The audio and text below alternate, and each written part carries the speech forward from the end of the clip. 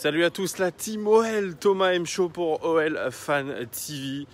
Alors avant de débriefer ce fabuleux match entre le Paris Saint-Germain et l'Olympique Lyonnais, je vous invite à aller participer au concours des 1000 abonnés pour tenter de remporter le maillot de la Ligue des Champions de l'Olympique Lyonnais. C'est une vidéo qui n'est pas si loin que ça, elle doit être à 3-4 vidéos en arrière. Donc n'hésitez pas, abonnez-vous et surtout commentez pour participer à ce concours. Voilà les gones, tout ça pour vous dire que ce match entre le PSG et Lyon nous laisse un sacré goût d'inachevé quand même. Franchement, on pensait vraiment que lors de cette première mi-temps, l'Olympique Lyonnais allait pouvoir faire quelque chose. Parce que sincèrement, je crois que l'OL avait largement les moyens de faire quelque chose. La première mi-temps a été parfaite de la part de nos joueurs. Il y avait du mouvement du jeu. Le PSG n'a pas existé. Et surtout, quelque chose de dingue, c'est qu'on avait dans le premier quart d'heure, je crois, 72% de possession de balle. Imaginez-vous au Parc des Princes, un PSG en bloc bas, obligé de faire des contre-attaques qui n'arrivaient pas. Mais bon, vous savez, il y a eu un fait de jeu. Le fait de jeu, c'est la sortie de Nabil Fekir sur blessure. Et puis dans la foulée, ballon long sur Ferland Mendy qui rate un peu son contrôle. Et puis derrière, c'est Mbappé qui s'infiltre. Anthony Lopez obligé de faire la faute. Et déjà, dès les premières minutes de jeu, un penalty pour le PSG qui a été transformé par Neymar. On partait déjà avec un sacré handicap et pourtant on a continué à faire notre jeu, à mettre de l'intensité, à avoir un bloc très compact, à les empêcher de jouer. Et on s'est dit qu'après la boîte littéralement qu'a mise Prenel Kipembe à Ndombele, donc il a été exclu Prenel Kipembe, on s'est dit, ça y est, il y a quelque chose qui va tourner en notre faveur. Eh bien non. Lucas Touzard, pour la deuxième fois, en quasi 2 semaines, c'est ça ? Deuxième fois, se fait exclure après 2 cartons jaunes complètement inutiles. Et là, à partir de ce moment-là, ça a commencé à devenir très très compliqué parce qu'il a fallu jouer à 10 contre 10, se réorganiser. Bruno Genesio n'a pas fait peut-être le coaching qu'on attendait. Il a fait rentrer déjà Maxwell Cornet à la place de Nabil Fekir. Et puis, on s'attendait peut-être à la rentrée de Moussa Dembélé pour mettre du poids dans l'attaque lyonnaise. Il n'en a rien été. Il n'a rien bousculé notre ami Bruno Genesio. Et c'est ça qui est peut-être le plus dommage. Parce qu'il y avait quand même un coup à faire. Je pense que je suis comme vous aujourd'hui. Je suis déçu, dégoûté parce qu'au final on prend une claque, on prend 5-0, mais on ne le méritait pas, ça on ne méritait pas parce qu'on avait mis les intentions et puis comme d'habitude il aurait fallu être réaliste. Mais voilà, je vais revenir sur les faits de jeu, je vais revenir sur les statistiques de ce match. Un match, je ne vous l'ai pas dit, la composition d'équipe, un 4-2-3-1 classique pour Bruno Genesio. Le seul gros changement, c'était la mise sur le banc de Marcelo qui était considéré comme hors de forme en ce moment. Il a été remplacé par Jérémy Morel en défense centrale. La défense centrale, c'était Jérémy Morel et Donayer. Voilà, c'était le seul gros changement. Voilà, on a fait confiance aux habituels, Aouar à gauche, à droite Bertrand Traoré, en pointe Memphis Depay, bref, du classique. Alors, dans les statistiques, eh bien, on a quand même gagné cette possession au Parc des Princes. 52% de possession de balle pour nous, 48% pour le Paris Saint-Germain. Le PSG a tiré 14 fois, 8 cadrés. Nous, on a tiré 16 fois, 6 cadrés. C'est quand même pas trop mal au niveau du ratio. 86% de passes réussies, c'est autant que le Paris Saint-Germain. Et puis 50% de duels aériens gagnés, c'est autant que le PSG. Donc vous voyez l'intensité qu'on a mise. Elle était énorme. Et puis une statistique que j'aime bien donner, c'est le nombre de passes réussies dans la surface de réparation. 10 passes réussies sur 22, soit autant que le Paris Saint-Germain, vous voyez, à jeu égal. Par contre, au niveau des expected goals, les buts que nous aurions dû marquer 1,69 buts. On se retrouve à avoir marqué 0 but. Et puis le PSG aurait dû marquer 4,36 buts. Ils en ont marqué 5, vous voyez, ils sont plutôt réalistes par rapport à nous. Et puis au niveau aussi des statistiques, c'est la plus large défaite que Lyon a pu subir depuis le 15 février 2000 face à Nantes, 6-1. Et puis aucune équipe française n'avait pris une telle rouste face au PSG.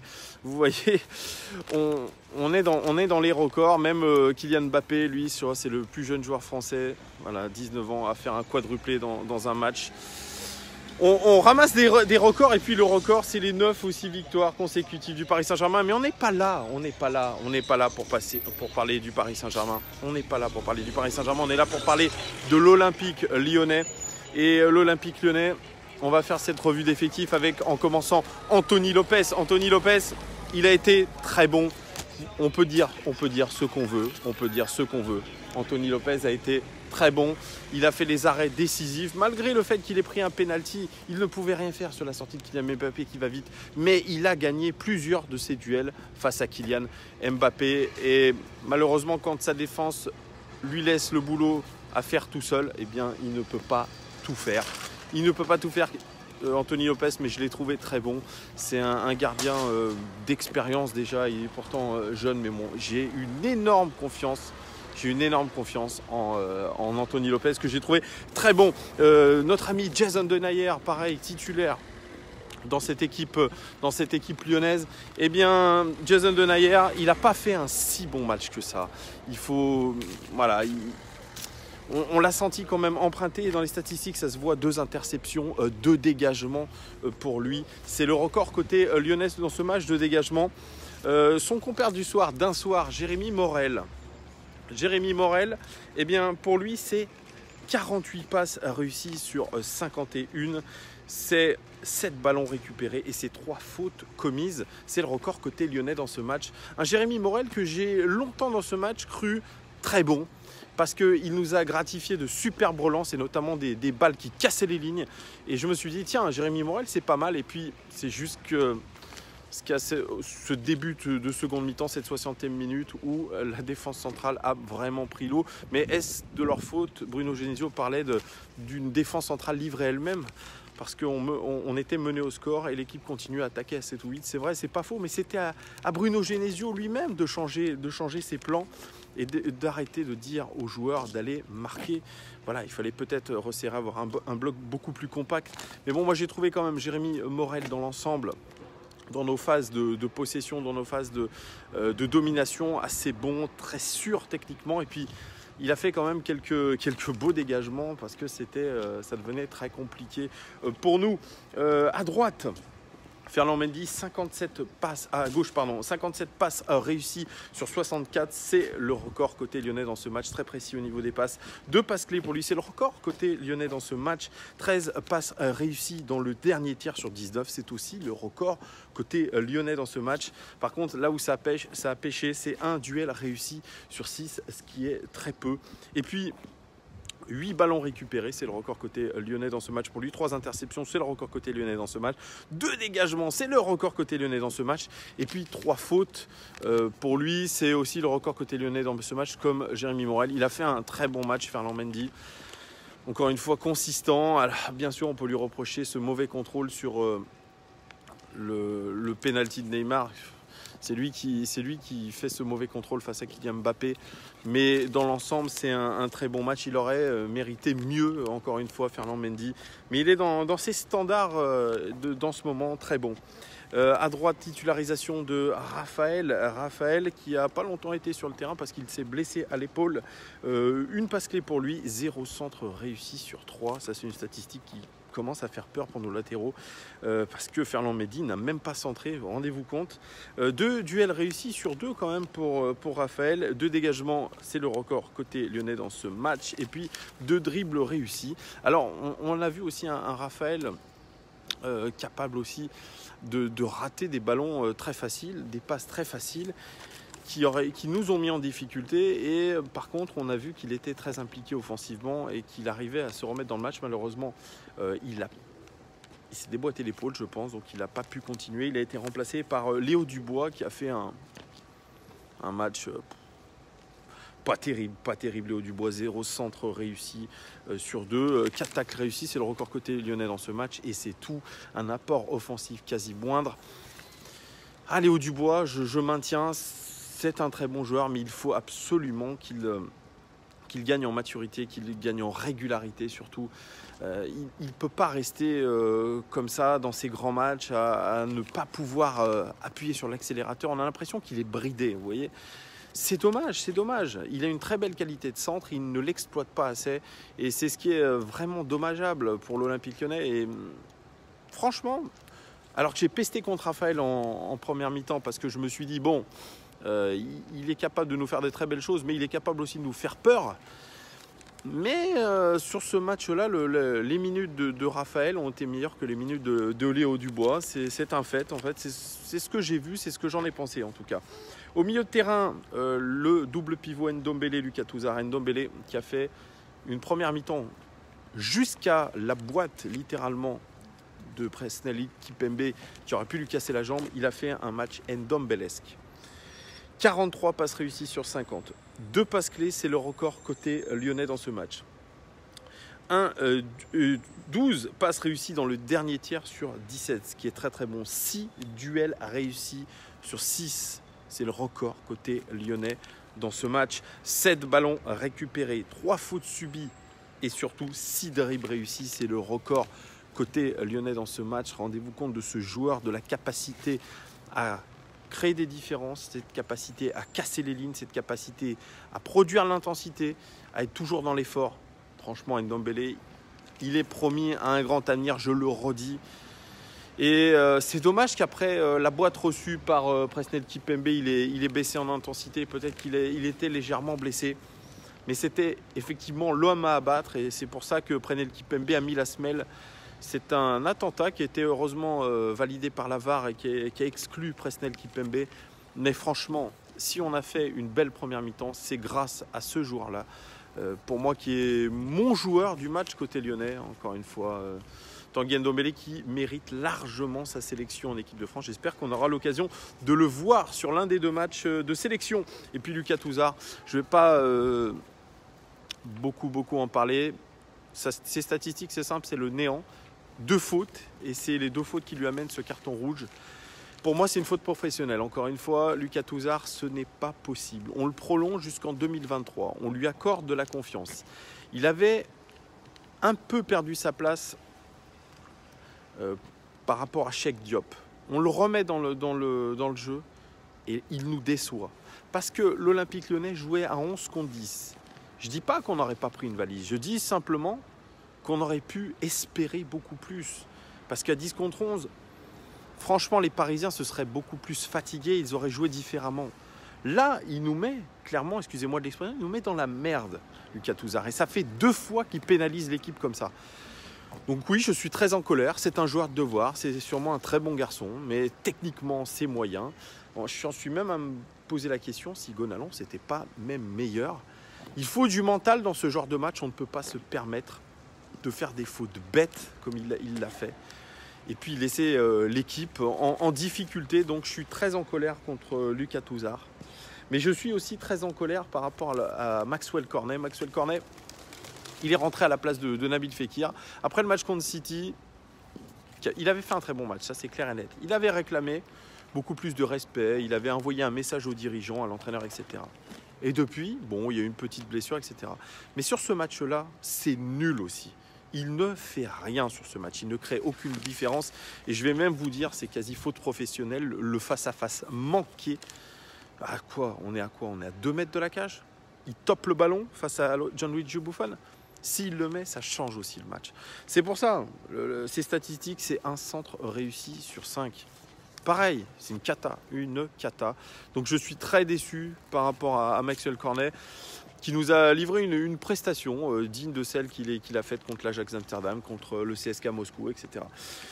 Voilà, Cornet, voilà, un fantôme dans ce match. Il a été sorti, il est rentré, il a même été sorti par le coach, je pense qu'il a compris. À droite, on titularisait Bertrand Traoré, avec qui j'avais été plutôt indulgent contre Donetsk, parce qu'on lui avait demandé des tâches défensives et qu'il empêchait d'être créatif au niveau offensif. Et bien cette fois-ci, il n'a pas eu beaucoup de tâches défensives puisque le bloc était très haut, il était assez libre. Et bien il a fait un match transparent, Bertrand Traoré. C'est encore une fois décevant. Je ne sais pas ce qu'il y a avec ce joueur. pour qu'il ait autant d'inconstance. Les frappes de balles, eh ben, il refait du Bertrand Traoré, c'est-à-dire, bon, on tire, on voit où ça part. Voilà, c'est tout. J'ai l'impression que c'est du hasard complet. Il n'y a pas d'envie de se dire, tiens, on tire au petit filet, on tire dans la lucarne, on tire... Non, bah non, j'ai pas l'impression que ça soit ça. C'est 0 centre réussi, surtout pour Bertrand Traoré, et seulement un dribble réussi, sachant que c'est un dribbleur, il n'a créé aucune différence sur son côté, et ça m'inquiète de plus en plus. Oussem Aouar, de l'autre côté à gauche, c'est 13 passes réussies dans le dernier tiers sur 19. C'est le record côté lyonnais dans ce match. 2 interceptions et surtout 3 fautes commises. Oussem Aouar, c'est pareil. C'est des ballons perdus qui peuvent apporter de gros dangers parce qu'on savait que le Paris Saint-Germain sur contre-attaque était incroyablement fort. Oussem Aouar, bien sûr, c'est quelqu'un qui a une précision du pied droit, qui est quelqu'un qui va organiser le jeu, mais pour moi, c'est beaucoup trop faible sur ce match. C'est beaucoup trop faible. Son apport offensif et même défensif est pas terrible du tout. C'est pareil, il doit gagner en régularité. On a des joueurs, on a une équipe qui doit gagner en régularité. Bruno Genesio parlait de lucidité. Oui, c'est un peu le cas. Il doit être lucide. Et puis, il doit travailler absolument cette frappe de balle qui est une frappe de mouche. Alors, on me dit, ouais, Oussem Aouar, il est capable de placer son ballon, il n'a pas besoin de puissance. Mais franchement, sa frappe de balle, il en a fait une en première mi-temps, c'était pas terrible. Pour un joueur de Ligue 1 et un joueur de son niveau, il faut absolument faire des séances de puissance de balle. Je sais pas, voilà un match pour moi insipide de la part de Oussem Aouar qui n'a pas créé de différence.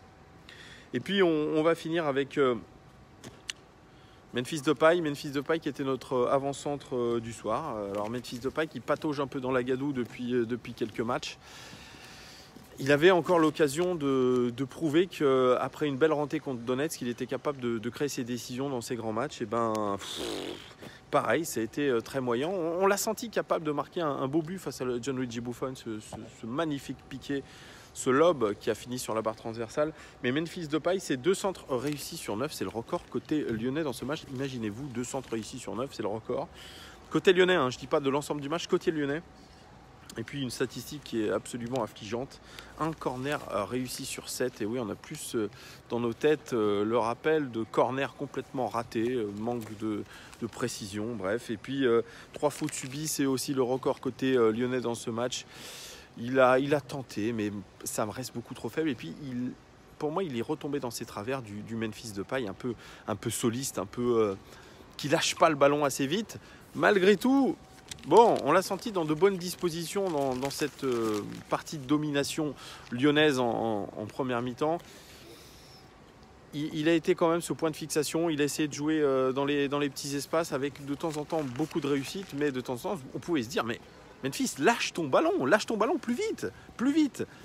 Voilà, pour moi, c'est le résumé de ce qu'il fait pour l'instant depuis le début de la saison.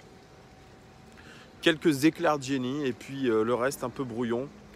Voilà, c'était mon analyse avec les statistiques des joueurs de l'Olympique Lyonnais. Je suis très déçu, ça fait 18 minutes que je parle. Mais vraiment beaucoup de déception encore ce matin parce que certes, il y a la trêve internationale qui arrive là, mais on se dit voilà, on a pris 5-0 par quand même. Dans un match fou, complètement fou, où on n'a même pas marqué un but, les gars. On n'a même pas marqué un but. Et c'est ça le plus inquiétant. C'est ce réalisme côté lyonnais. Alors je l'ai dit dans les expected goals, on est la deuxième attaque de Ligue 1 avec 14 buts. On a été réaliste. On aurait dû marquer ces 14 buts. Mais voilà, on manque quand même de joueurs qui sont capables de faire la décision et capables d'être tueurs et capables peut-être de surperformer comme la saison dernière parce qu'on était clairement en surperformance. On avait beaucoup de joueurs qui étaient capables de marquer beaucoup de buts. On avait Memphis Depay qui a fait une belle saison. On a eu Bertrand Traoré, on a eu Nabil Fekir, on a eu Mariano. Voilà, tous ces joueurs-là nous avaient permis de se hisser à un très gros niveau. Cette année, Nabil Fekir, il est en courant alternatif. Il a du mal à revenir après cette Coupe du Monde, après ce transfert raté face à Liverpool. On a Bertrand Traoré qui n'arrive pas à confirmer. Il n'arrive pas à confirmer Bertrand Traoré.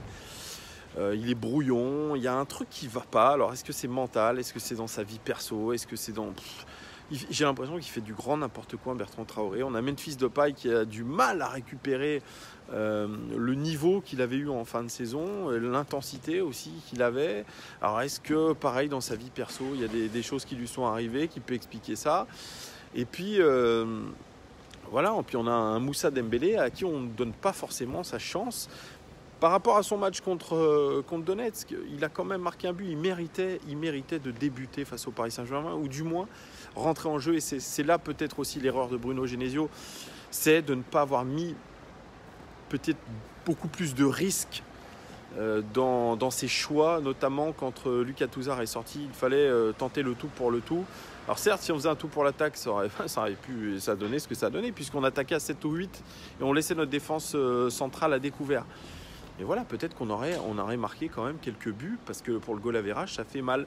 Voilà les gones, je vais vous laisser 20 minutes que je parle. Mais je suis un peu dégoûté, vous pouvez le voir sur ma tête.